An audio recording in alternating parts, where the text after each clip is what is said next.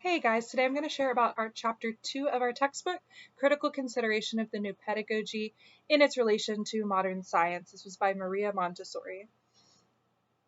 She was an Italian physician and educator who was a proponent for the educational method that builds on the way children learn naturally. Most people today have heard of Montessori schools, but you may not have heard that the first Montessori school she opened over 100 years ago in Rome. She was a huge proponent of education reform in this day. So this chapter was originally published in 1912, and she right off the bat lets us know that she's not setting out to give an in-depth written work dealing with scientific pedagogy. However, she is talking about a critique that she has of some of the contemporary educational methods and modern scientific principles that were taking place at that time. The School of Scientific Pedagogy, it was established with the objective of preparing teachers to follow this new movement. It was sweeping across Italy. So Giuseppe Sergi, he was an anthropologist, and he was spreading these principles of a new civilization based upon education. A quote from him, he says, "Today, in the social world, an imperative need make itself felt, the reconstruction of educational methods, and he who fights for this cause fights for human recognition." His belief was that the path to a rejuvenated education relies on the methodical study of who is being educated, the student. He says, "My idea was that in order to establish natural, rational methods, it was essential that we make numerous, exact, and rational observations of man as an individual. If we are to educate an individual, we must have definite and direct knowledge of him."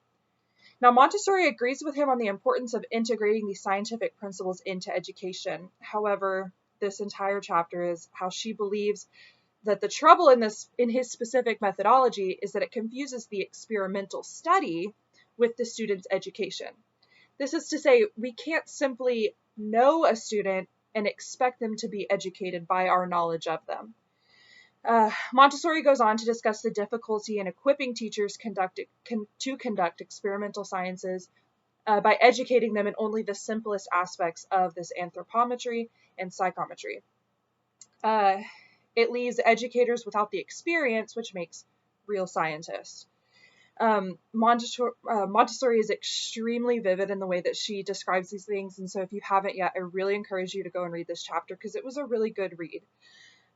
So what is a scientist? What's a real scientist? Are you a scientist because you know how to focus a microscope?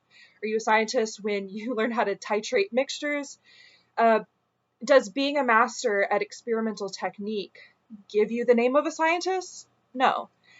Montessori says, "We give the name of scientist to the type of man who has felt experiment to be a means of guiding him to search out the deep truth of life, to lift a veil from its fascinating secrets, and who, in this pursuit, has felt arising within him a love for the fascinating secrets, and who, in this pursuit, has felt arising within him a love of mysteries of nature, so passionate as to annihilate the thought of himself."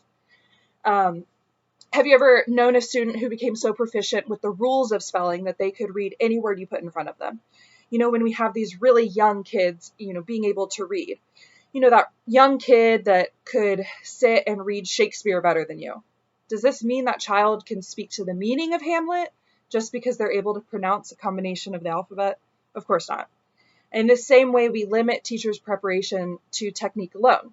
The child who has mastered the spelling book gives the impression of knowing how to read, she says. So it is with teachers whom we have thought to prepare for scientific pedagogy by teaching them anthropometry and psychometry. I'm probably saying those words wrong. So Montessori notes again that her purpose here is not to outline how to create these scientists, but emphasize the importance of going beyond theory alone. With beautiful imagery and analogy, she gives us practical examples of the spirit of the scientist who is so valuable in teachers.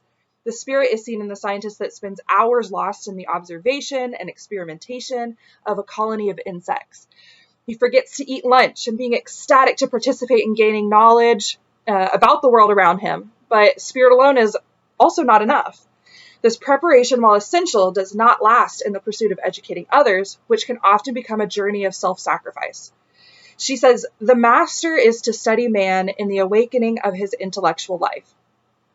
A love for others is needed for this journey in a way that the spirit of the scientist alone cannot manifest. But the love of man she says, but the love of man for man is a far more tender thing, and so simple that it is universal. To love in this way is not the privilege of any especially prepared intellectual class, but lies within the reach of all men. So then let's think about the environment that allows for the scientific spirit, the natural world where the specimen being observed and experimented with is able to go about his life naturally.